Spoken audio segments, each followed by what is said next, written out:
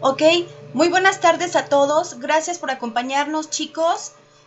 León Fierro es un gran defensor del agua.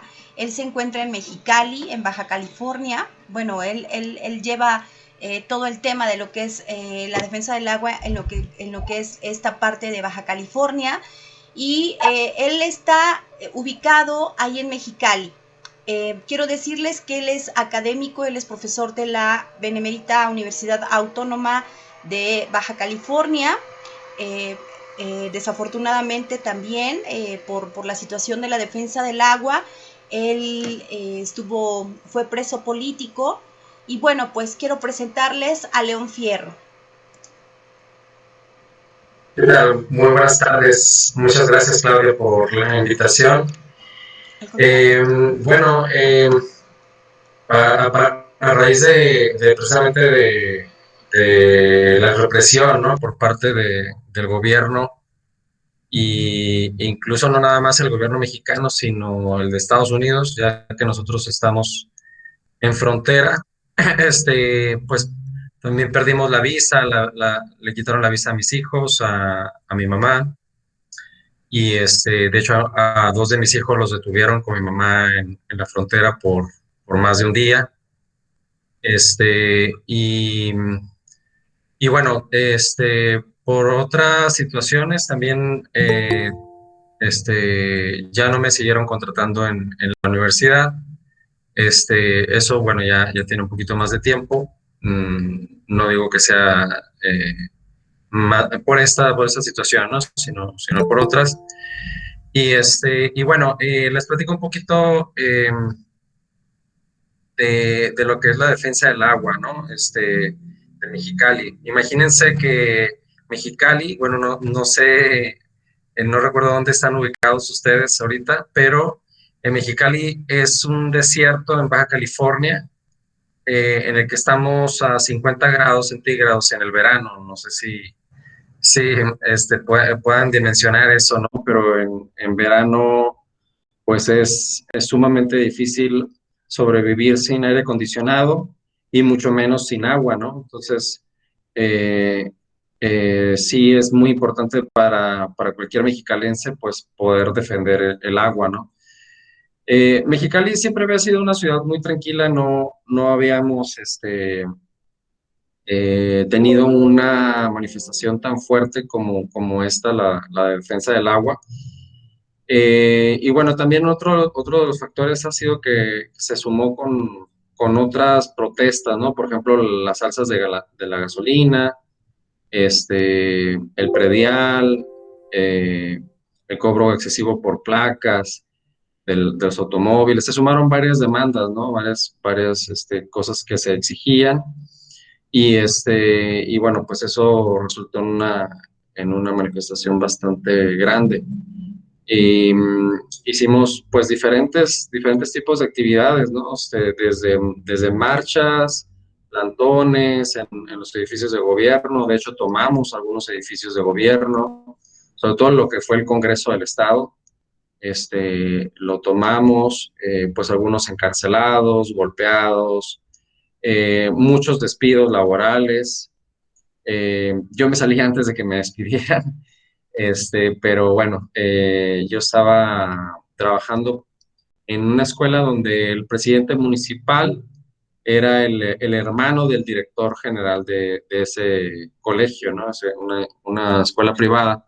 Yo estaba de maestro y bueno, pues sabía que iba a haber ahí una situación eh, difícil, total que me salí, pues precisamente por la lucha, ¿no? Por la defensa del agua y que no se prestara a malas interpretaciones o que me quisieran chantajear con algún tipo de cosa, que de por sí pues ya venían, pues ya se venían dando varias situaciones así muy eh, lamentables, ¿no? Con este director.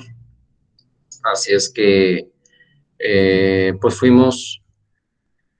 bueno, decidimos, ¿no? Pues salirnos y bueno, pues hubieron todo tipo de situaciones, ¿no? En esta lucha bastante compleja, ¿no? Que pues incluía, les digo, tanto manifestaciones, pero también hicimos foros, hicimos investigaciones, hubieron varios académicos, o han habido, ¿no? Todavía siguen habiendo apoyos desde algunos académicos, obviamente periodistas, y bueno, el espectro, ¿no? de apoyo fue muy amplio, no se diga estudiantes que también estuvieron ahí, y de muchas edades, desde muy jóvenes a muy grandes, y pues la verdad es que pues ha sido difícil. De hecho todavía esta lucha pues no acaba, no termina, porque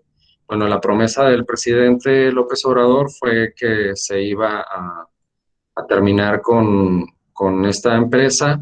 Recientemente acaba de dar una declaración uno de los altos directivos de la cervecería, que supuestamente sí, ya se iban a trasladar a otra ciudad del sureste, negociaciones con el presidente, pero pues la verdad es que no vemos pues que se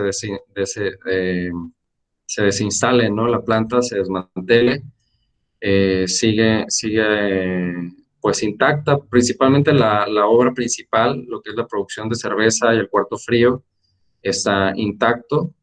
Y entonces, pues la lucha sigue, ¿no? Porque va a ser difícil. Una de las intenciones, decía el dueño de la cervecería, bueno, uno de los directivos, pues, de la cervecería, decía que podían vender, pero bueno, esa no era parte de ningún trato, ¿no? O sea, eso nunca se dijo que se iba a vender, porque pues venderle a otra cervecería, pues sería prácticamente lo mismo, ¿no? Entonces, por eso digo que todavía pues la lucha sigue, y pues ahora sí que estamos al pendiente todos los días. Pero bueno, pues a mí me gustaría escuchar también preguntas y intercambiar puntos de vista, que me parece más entretenido que solamente yo estar hablando. Creo que puede ser bastante aburrido que uno solamente hable. Muy bien, muchachos, pregunten.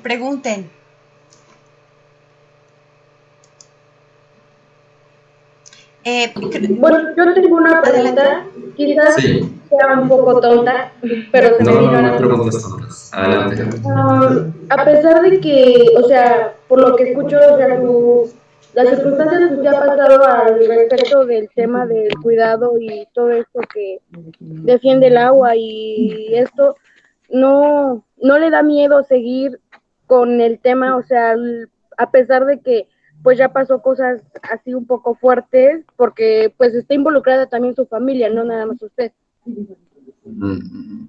Sí, sí, sí, la verdad es que sí, siempre hay miedo, ¿no? O sea, el miedo existe porque se sabe que es lo que puede suceder. Ya sabemos de qué son capaces tanto este tipo de empresarios como gobernantes que apoyan esas inversiones oscuras, ¿no? Y pues atentar contra sus intereses, pues obviamente es arriesgar la vida, ¿no? Y lamentablemente también de los seres queridos. Pero pues ahora sí que uno aprende a controlar el miedo, ¿no? Y a medir también. Pues en la familia también hemos tomado diversas medidas para la protección, y y pues tratamos pues de, digamos, mediar, ¿no? Porque realmente esta no es una lucha individual, ¿no? No es mi lucha personal contra la cervecería, ¿no? Uno no pretende ser el héroe ni mártir, sino pues defender lo que uno cree justo, ¿no? Lo que uno cree justo, y entonces, bueno, lo que tratamos de hacer pues es que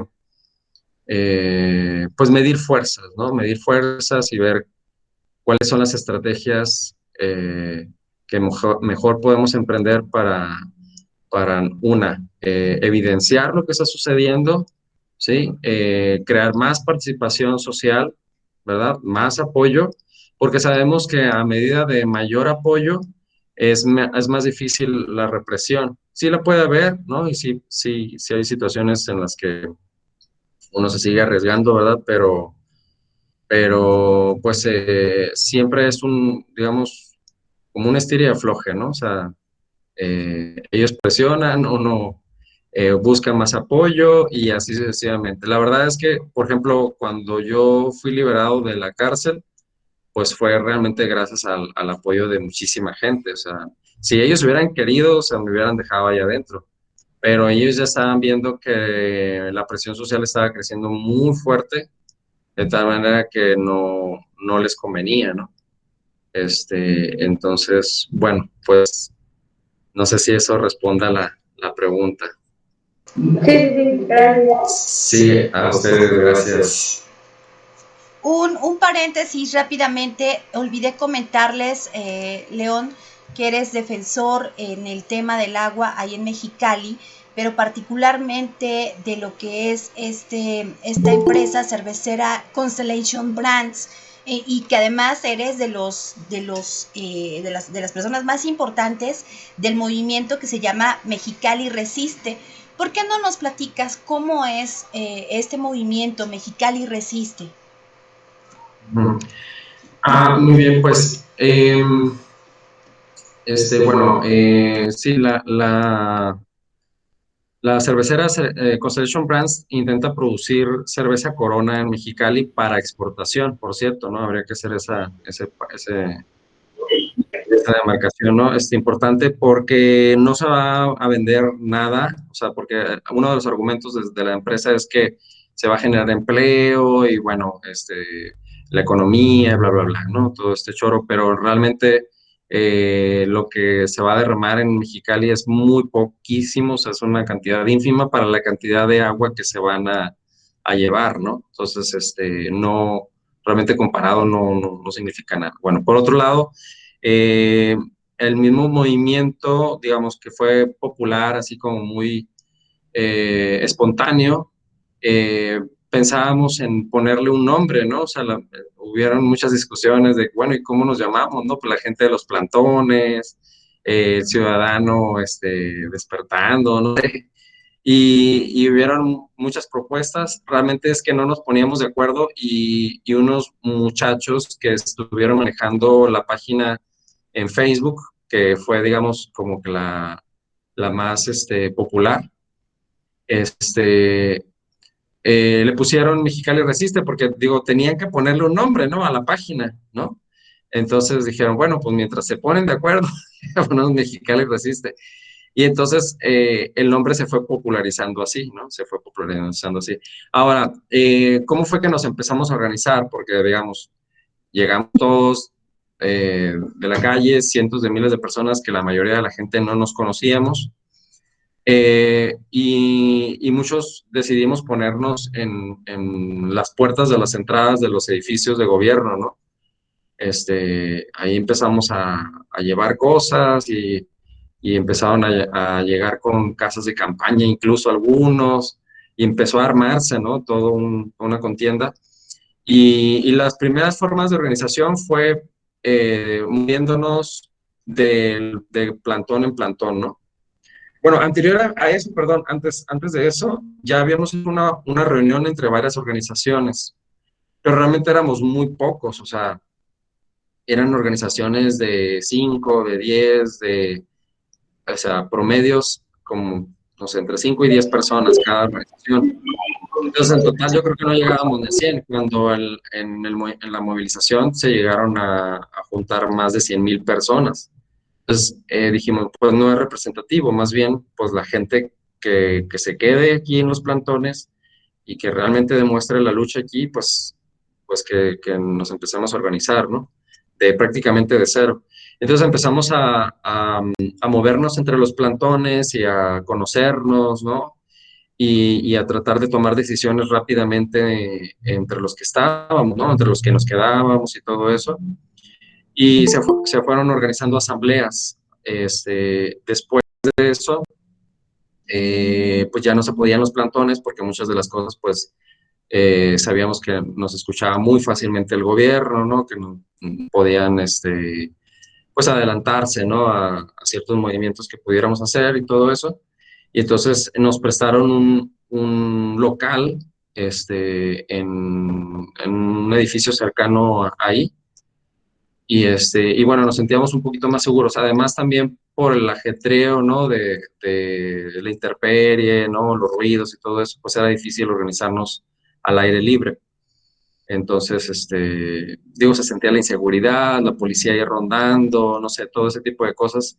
Entonces, el edificio en donde nos prestaron, nos sentimos un poquito más seguros, más tranquilos para poder discutir más en serio, más en forma. Y a eso, pues, le empezamos a llamar las asambleas de Mexicali Resiste. Digo, ya después de que el nombre se popularizó, realmente nos empezaron a decir así por la página y dijimos, bueno, suena bien, está bien y se fue aceptando, pero realmente no fue digamos, ¿cómo se dice? Eh, pues espontáneo, ¿no? Esta forma de, tanto de organizarse como del nombre, ¿no? Entonces, sí fue un poquito curioso. Muy bien, chicos, ¿dudas, preguntas? ¿Y por qué? Una duda. ¿Y Sí, adelante.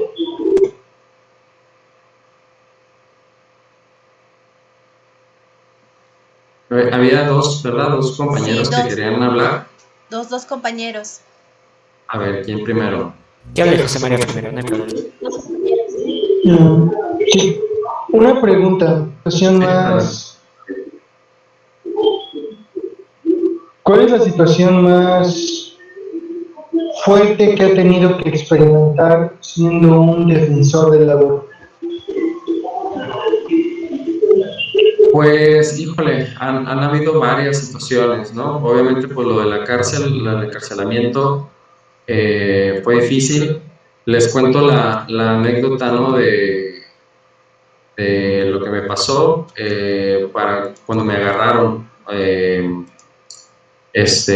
Resulta que yo iba llegando a la casa de mi papá, donde nos estábamos quedando a dormir porque mi papá necesitaba cuidados, él estaba enfermo de cáncer y entonces yo había llevado a mi hijo mayor a la secundaria. Entonces, en el camino yo vi eh, un vehículo un poco sospechoso y de hecho tomé una ruta diferente para llevar a mi hijo a la secundaria. De regreso, ya no vi nada, pero enfrente de la casa, ahorita que lo cuento ya es así como, oye, pues te hubieras dado cuenta, ¿no? Pero en ese momento, pues no, realmente a lo mejor pequé un poquito de inocencia. Y llegué y enfrente de la casa estaba un par de muchachos pateando con un carro. Yo pensé que eran amigos de un vecino, porque con ese vecino llegaba mucha gente a comprarle carros, a venderle carros, ¿no? Y era seguido que se les descompusieran los carros y todo eso. Entonces me piden que si le podía pasar corriente eléctrica a su carro, que se les había quedado. Entonces,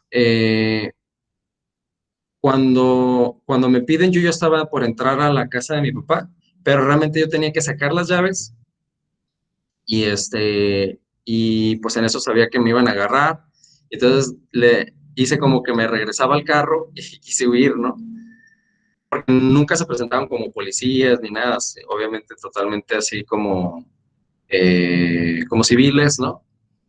Y entonces cuando me regreso al carro y ven que realmente es como para huir, pues corren tras de mí y pues ya no me daba tiempo de subirme al carro tampoco. Y en eso que sigo corriendo por la calle, no, pues ya venían varios carros cerrando las calles por ambos lados, ¿no?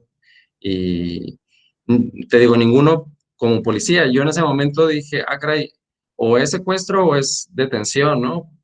Yo me inclinaba más, obviamente, por la detención, pero como venían vestidos de civil, pues también me entraba la duda, ¿no? Y también estuve así como con ese miedo, ¿no? De que fuera un secuestro. Y bueno, me dicen, no, pues que tú tienes orden de aprehensión, bla, bla, bla, y todo eso, pero les dije, muéstrame la orden de aprehensión, ¿no? Y me voy. Pues realmente yo no podía oponerme porque eran muchísimos contra mí, pero en eso pues yo también estaba tratando de ganar tiempo para que mis vecinos vieran, ¿no? Y afortunadamente sí, algunas vecinas se dieron cuenta y empezaron a gritar y pues a tratar de ayudarme, pero pues obviamente sin muchas posibilidades. Eran tres señoras, una de avanzada edad, y a mí me han dado varios policías, ¿no? En fin, lo que sí es que ayudó porque le avisaron a mi papá, le tocaron la puerta, y papá pues difícilmente pudo atender la llamada, pero afortunadamente lo pudo hacer. Y a partir de ahí le empezó a hablar pues a todos los compañeros, amigos, a la prensa, y a movilizarnos, ¿no? La intención del gobierno era dejarme en estado de indefensión, o sea, que nadie se enterara, dejarme incomunicado, que no acudiera mi abogado, que me pusieran un abogado de oficio, obviamente por parte del gobierno, que me orillara a culpabilizarme, ¿no? O a una mala defensa, de tal manera que quedara culpable de intento de homicidio. Pero les cuento el origen de esa, también de esa demanda o, por supuestamente un intento de homicidio que se originó en un terreno aledaño a la cervecería o cercano a la cervecería, por donde querían pasar un tubo de agua. Les cuento que el tubo de agua era más o menos así, más o menos así de grande. Imagínense la cantidad de agua que pasaría para suministrarle. Y ese era uno, eran varios tubos. Entonces, nosotros nos opusimos a eso, y no dejábamos avanzar a la maquinaria. Estuvimos ahí un forcejeo con la policía, con los trabajadores de la cervecera y todo eso. Y se hizo un zafarrancho, ¿no? O sea, se aventaron piedras. Total que yo, que sabía que se querían llevar a algunos compañeros, me imaginé que a mí también me querían llevar ahí detenido, y me subí al carro y estuve moviendo el carro, ¿no? Y cerca de los policías, y pues tratando de hacerlos para atrás a los policías, y eso lo tomaron como supuestamente un intento de homicidio. Obviamente, si yo hubiera querido, pues los hubiera podido atropellar fácilmente, me quedaban de frente. Luego les paso los videos, estuvo bastante intenso. Esa fue otra situación también bastante intensa, ¿no? Pero sí hubieron muchísimas situaciones, porque incluso simplemente el estar en plantón, estar cuidando las instalaciones de la cervecería, de que construían, no construían, por dónde pasaban los tubos y todo eso, en una ciudad extremosa en temperatura, pues sí es bastante difícil. Por ejemplo, les cuento que en diciembre del 2018, no, perdón, diciembre del 2017, pasamos poco antes de precisamente de lo de ese zafarrancho en ese terreno que les digo donde estuve con el carro. eh, Estuvimos cuidando que no avanzara la tubería en otra parte, ¿no? Y nos fuimos a hacer un plantón ahí, provisional, unos cuantos, otros se fueron a otras partes, habían plantones en diferentes partes, ¿no? Y unos estuvimos ahí casi a la intemperie, en temperaturas cercanas a 0 grados, ¿no? O sea, si acaso una cobija, una fogata, y pasar ahí la noche, ¿no? A estar vigilando y evidenciando, ¿no? Es decir, pues, qué era lo que estaba pasando en las redes sociales y todo esto. Y pues que la gente se diera cuenta que seguía la oposición, porque mucha gente pues no, o decía, o se daba por vencida porque decía, no, pues es que esto ya se acabó, ya van a querer echar a andar la cervecería, que ya mejor hay que rendirnos, no sé, muchas cosas así. Entonces, una de las tareas de nosotros pues era, pues no, aquí estamos, sí se puede, vamos a seguir defendiendo y, y seguir evidenciando lo que querían hacer, ¿no? Y todo ese tipo de cosas. Entonces, pues estar en esas situaciones, o en los plantones también cuando hacía muchísima, pues, una temperatura muy elevada, ¿no?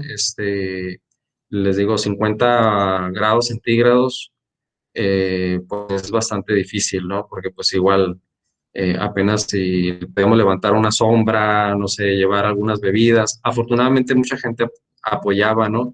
Con, con hieleras, con suero, por ejemplo, para no deshidratarnos. Y sí, sí había bastante apoyo.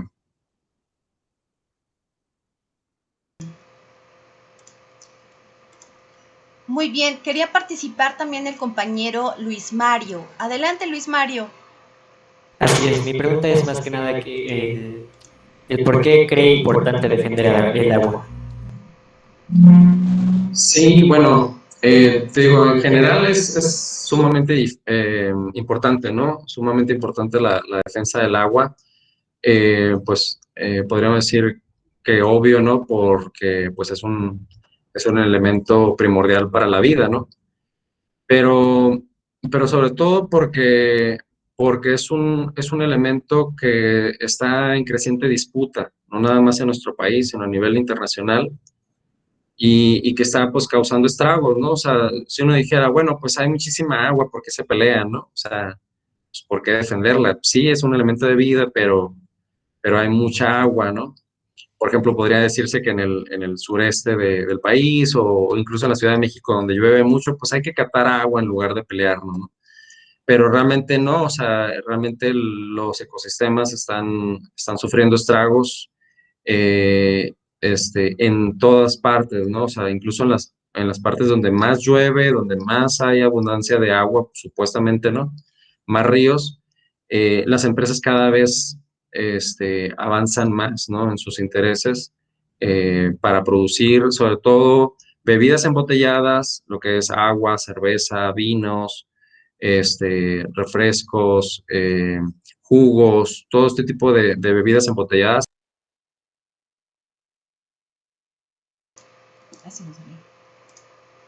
Bueno, se salió León Fierro, seguramente tuvo una interrupción con la conexión, pero muchachos, les comento rápidamente que León pues se está enfrentando todos los días a una situación de lucha constante por la defensa del agua. Creo que ya entró nuevamente. León, ¿sí entraste?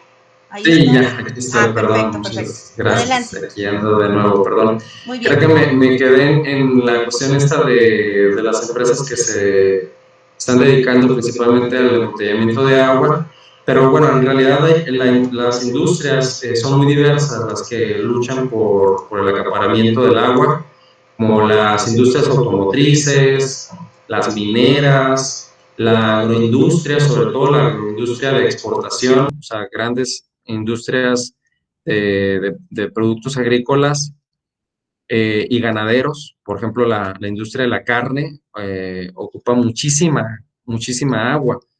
Y uno dice, bueno, pues al final de cuentas se la vamos a dar a los animalitos, vamos a sembrar plantitas, ¿no? Pues se siembran aguacates, por ejemplo, pues ahí se queda, ¿no?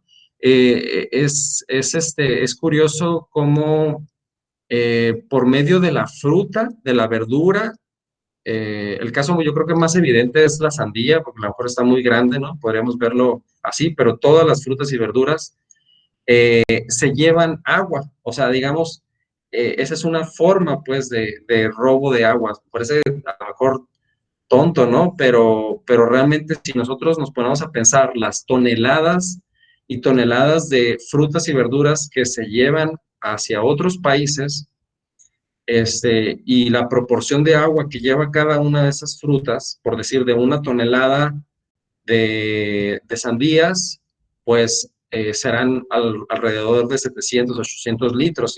Si lo multiplicamos por los miles de toneladas que se exportan de esa fruta y de muchísimas otras frutas y verduras, pues en realidad se exporta también muchísima agua. Para algunos países que se protegen, como Estados Unidos, cuando ellos exportan ciertas cantidades ya considerables de frutas y verduras, ellos le consideran al país receptor esa cantidad de agua. Por ejemplo, si nos venden a nosotros, por decir, 1000 toneladas de sandía, ellos sí nos consideran, nos descuentan las cuotas de agua que nos mandan, esa cantidad de agua que se está exportando, porque te estoy mandando en forma de fruta o de verdura, te estoy mandando tanta agua, ¿no?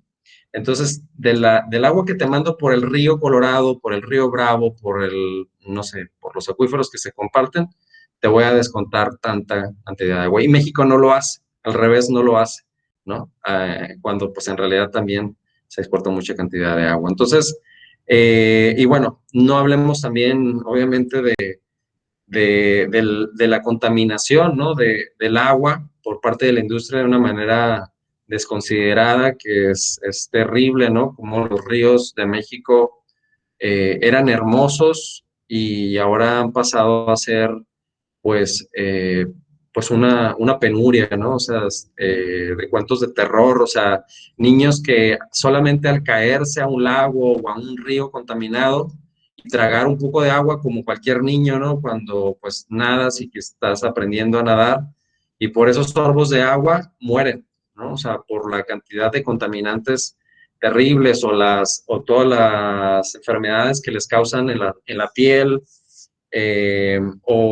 por ejemplo, mamás que toman agua contaminada, porque todas las fuentes de agua contaminada de esos pueblos, pues es difícil eliminarla al 100%. Entonces, al darles pecho a sus hijos o en el vientre de sus hijos también, les están dando esos contaminantes y crecen con malformaciones, ¿sí? Con problemas de salud severas y pues incluso causándoles la muerte, ¿no? Entonces, ahora sí que, eh, pues, razones para la defensa del agua, pues son muchas y muy diversas y, y pues yo creo que pues ustedes como jóvenes, ¿no? Que lamentablemente pues les estamos dejando un futuro bastante adverso, bastante difícil. Yo creo que les interesaría, sobre todo a ustedes, pues, que les quedan tantos años por delante, pues empezar a enterarse, ¿no? De todas estas circunstancias que normalmente, pues, no las van a escuchar, ¿no? Es difícil que se puedan enterar por otros medios y pues, y también averiguar, pues, ¿no? De cómo poder defender el agua, ¿no? Hay iniciativas tan sencillas como por redes sociales, ¿no? Y bueno, ustedes, ¿quiénes mejores que lo puedan hacer? Y cómo no, pues también a través de la organización que puedan emprender, pues también sería bastante importante. Muy bien. ¿Alguien más, jóvenes?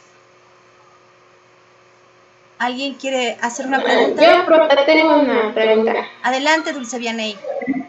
Bueno, usted, como defensor del agua, ¿usted qué piensa cuando la gente desperdicia mucha agua? Pues mira, sí, es muy lamentable que pues mucha gente no tenga conciencia, ¿no? Ahora, sí tenemos que dimensionar, o sea, poner como en una balanza o buscar pues la raíz del problema y poner todo esto en una balanza porque cuando empiezas a defender el agua o a defender una causa, pues es importante, ¿no? O sea, saber realmente de qué la defiendes y cómo defenderla, ¿no? Entonces, si uno se pusiera a pelearse con cada persona que está desperdiciando el agua, pues realmente vas a agotar tus energías y no vas a tener una trascendencia importante, ¿no? Sobre tu lucha, ¿no? Obviamente, pues que sí es importante hacerlo, pero digamos que no puedes ir pues como casa en casa, ¿no? Es muy difícil. Más bien irnos a la raíz. ¿Cuál sería la raíz de que una persona desperdicie el agua? Pues la falta de conciencia, ¿no? La falta de educación. Y entonces, ¿quién se encarga de esta conciencia? Pues precisamente el Estado, ¿no? El gobierno, que debe de tener políticas públicas para precisamente fomentar el cuidado del agua, ¿verdad? Crear conciencia, crear una cultura del agua, ¿verdad? Y entonces, por ejemplo, esa podría ser una línea. Ahora, si nos ponemos a comparar la cantidad de agua que desperdicia la gente con respecto al agua que consumen las grandes empresas depredadoras del agua, realmente esto es así extremo, ¿no? O sea, es muy poco lo que realmente la cantidad de lo que podría desperdiciar una persona con respecto a lo que se agandalla, ¿no? Una empresa, ¿no? Estamos hablando de, por ejemplo, la cervecera Constellation Brands quería eh, consumir 20 millones de metros cúbicos anuales. Y uno puede decir, pues que es mucho, poquito, ¿cómo puedo saberlo? Imagínense que hay, por ejemplo, para la ciudad de Ensenada, debería de haber una reserva de 9 millones de metros cúbicos. O sea, 9 millones de metros cúbicos de Ensenada que se le debería de mandar de Mexicali contra 20 millones que quería la cervecería, ¿no? O 3 millones de la ciudad de Tecate, otra ciudad que está entre Mexicali y Tijuana, 3 millones de metros cúbicos que se le deberían de mandar a esa ciudad contra los 20 millones de metros cúbicos de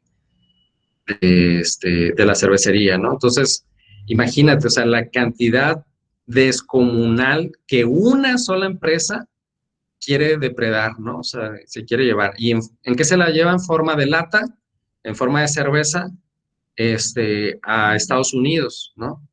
Y la poca agua que quedaría en Mexicali quedaría altamente contaminada porque pues serían de los procesos industriales para la elaboración de la cerveza, la limpieza de sus equipos, la limpieza de la lata, ¿no? Porque una vez que se construye la lata de aluminio, pues entra en una serie de procesos que son altamente contaminantes, ¿no? O sea, incluso desde la extracción del aluminio, la elaboración de la lata, todo eso incluye, toda producción necesita agua, toda producción.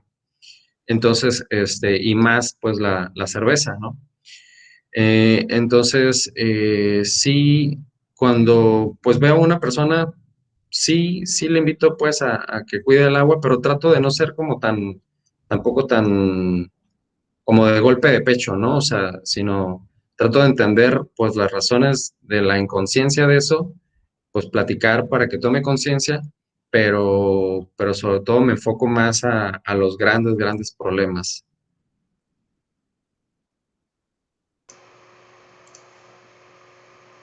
Muy bien. Eh, Quiero compartirles, muchachos, que hace 4 años, si no mal recuerdo, León, 4 años o 5, que estuvimos en Por ahí, Mexicali. sí. Sí, estuvimos en Mexicali.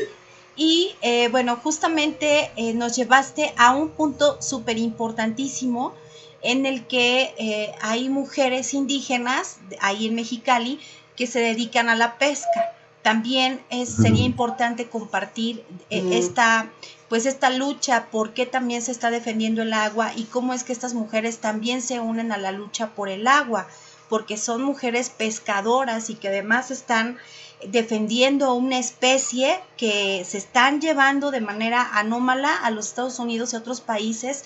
Si nos quieres compartir esta experiencia, León, sería formidable.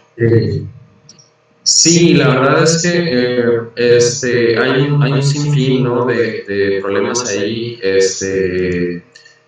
y no nada más relacionados con el agua, ¿no? Si nos vamos con el tema del agua, son muchísimos. Por ejemplo, ahí visitamos también una mina, ¿no? Una mina que además está contaminando los afluentes ahí del agua y desembocan en el mar de Cortés.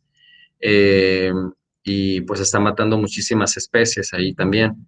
Y en cuanto a la comunidad Cucapá, es una comunidad indígena, también pues en la parte norte del Golfo de Baja California, pues ellos están tratando de sobrevivir pescando en el mar. Pues su vida ancestral siempre ha sido la pesca, aunque originalmente era en el mero río, pero el río pues lo han secado. O sea, realmente el río lo están chupando desde su nacimiento en Estados Unidos, y muchísimas especies pues se han estado muriendo.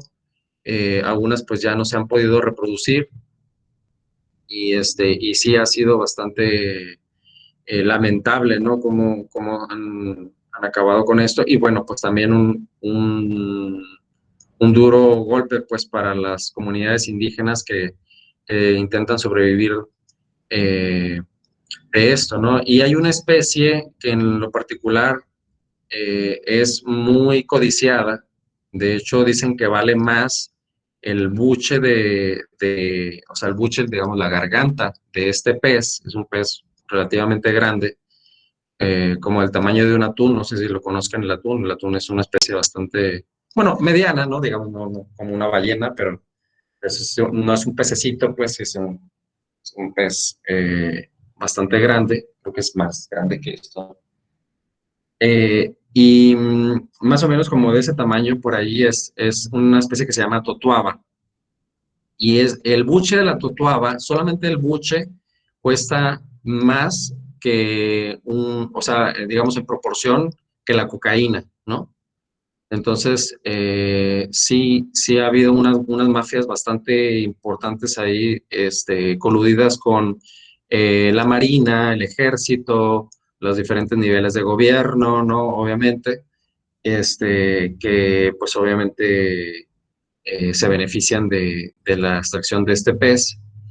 Y por su lado, pues intentan culpabilizar a los pescadores, que no nada más son indígenas, sino hay diferentes grupos de pescadores pues que viven, ¿no? de eso y que los tratan de culpar por la muerte de estas totuabas.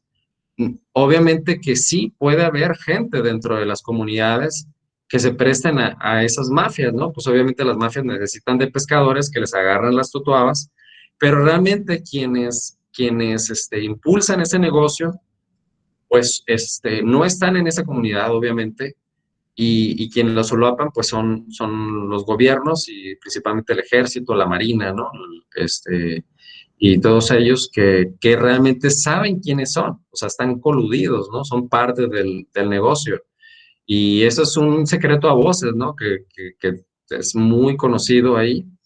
Y pues en lugar de ir a la raíz del problema, pues tratan de afectar, o sea, tratan de prohibirles a los pescadores y a las comunidades indígenas que sigan viviendo de lo que siempre han vivido, ¿no? De lo que saben hacer, con su lanchita, ¿no? Con sus redes de pesca, salir en la madrugada y a solearse y pasar penurias y todo eso, porque pues es lo que saben hacer, es de lo que han vivido toda su vida y que es muy difícil que ellos pues cambien. Además tienen derecho pues a seguir haciéndolo, porque toda su vida lo habían hecho incluso con muchísimo respeto a la biodiversidad, es decir, hay una convivencia de las especies y del medio ambiente con respecto a su forma de vida. O sea, no son esos barcos que chupan, ¿no? Con sus superextractores todo el fondo marino, sino son pescadores que le llaman pesca artesanal, ¿no? Son redes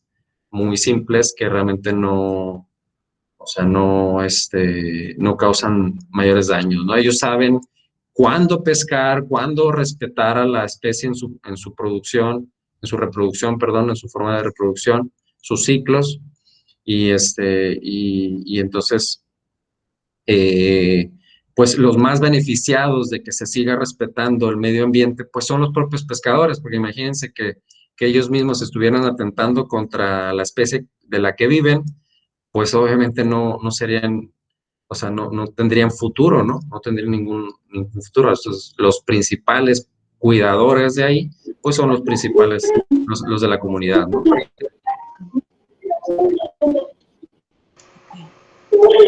Perdón que lo interrumpa, pero entonces hay grupos de mafia que se encarga de quitar, digamos, el pescado, ese tipo de pescado que tiene el tamaño del atún, que imagino que debe pesar casi lo mismo.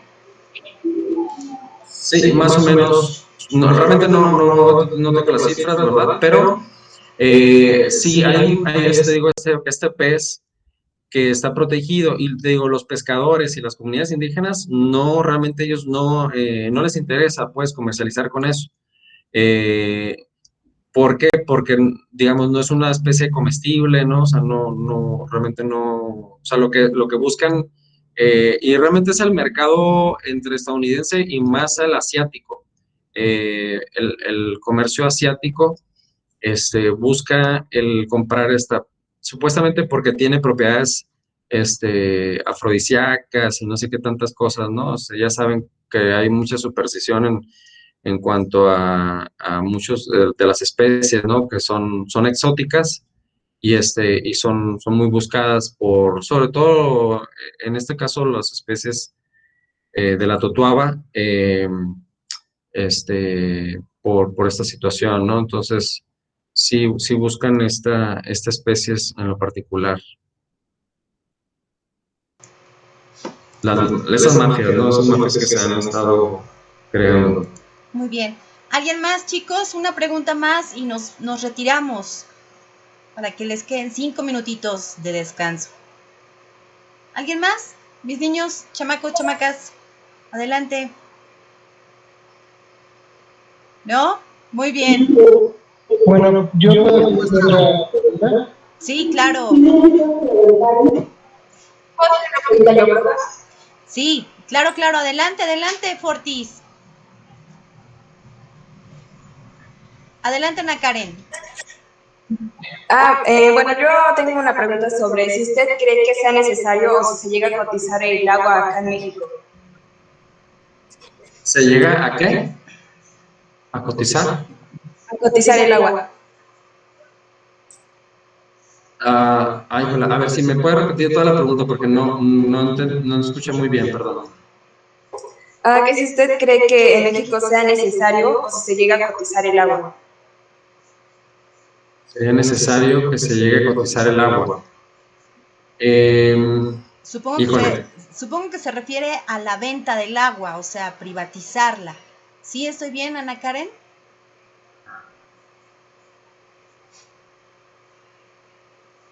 Sí, bueno, es que leí una noticia que en Estados Unidos ya se empezaba como a tomar como pues sí, precisamente como un mercado, así como si empieza a cotizar recursos como el petróleo, entre otros, así como que empiece a dar un precio como tal. Muy buena pregunta, fíjate, muchas gracias, Ana Karen. Fíjate que esa es una salida que, digamos, quienes están muy metidos, ¿no?, en las inversiones, digamos, los capitalistas, los que dominan la economía mundial, pues intentan poner como una salida, ¿no? O sea, si se utiliza el agua, entonces va a ser más cuidada. Esa es su premisa, ¿no? Pero realmente es que no, ¿no? Por ejemplo, vemos otros elementos que están en la bolsa de valores cotizando como el petróleo, como el oro, etcétera. Y bueno, en cierta medida se cuidan, pero para los intereses de los dueños, ¿no? O sea, no se cuida con los intereses de la humanidad, ¿no? O del medio ambiente, sino que se cuidan como un recurso económico. O sea, es decir, para el control y beneficio de unos cuantos. O sea, mientras que no dañen los intereses de esos empresarios, pues lo demás va a valer gorro, ¿no? Entonces, la cotización no es una salida, al menos nosotros como activistas, pues no lo vemos así, al contrario, es un atentado contra la vida, es comercializar la vida, ¿no? Es ponerle un precio a un recurso que pues que da vida, ¿no? Entonces, al contrario, lo veríamos como un riesgo bastante fuerte, porque entonces empezarían ahí la codicia y la ambición a meterse un montón de trampas, son trampas mentales, ¿no? Esta cuestión de la economía es realmente una trampa que la humanidad ha caído, ¿no? Y se pierde el rumbo real de lo que debería ser la vida humana, ¿no? Siento yo, al menos es mi punto de vista.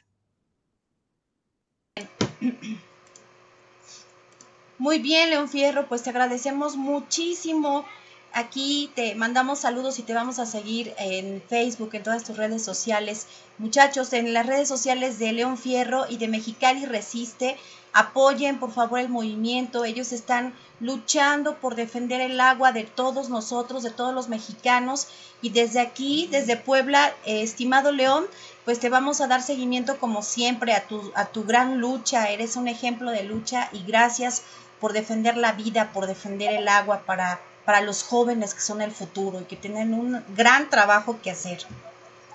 Muchísimas gracias. Y bueno, pues no hay que irse muy lejos. Ahí está la lucha en contra de la Bonafont. Así Me es. imagino que ya la han de conocer, y apoyando la lucha en Puebla, que hay muchas luchas, por cierto, y que nosotros admiramos y respetamos ampliamente. Estamos siempre tratando de estar en comunicación y en solidaridad con todos los pueblos de Puebla, ¿no? que nos enorgullece, ¿no? Nos enorgullece como mexicanos, y pues con eso la verdad estaríamos bastante fortalecidos. Muchísimas gracias y estamos en contacto. Es un gusto estar por acá platicando con las juventudes. Gracias, León. Gracias. Gracias, Claudia. Hasta luego y gracias a todos por escuchar. Muchísimas Saludos. gracias. Buena tarde. Bye. Buenas tardes. Hasta luego. Nos vemos, chicos. Bye. Cambio fuera. Chao.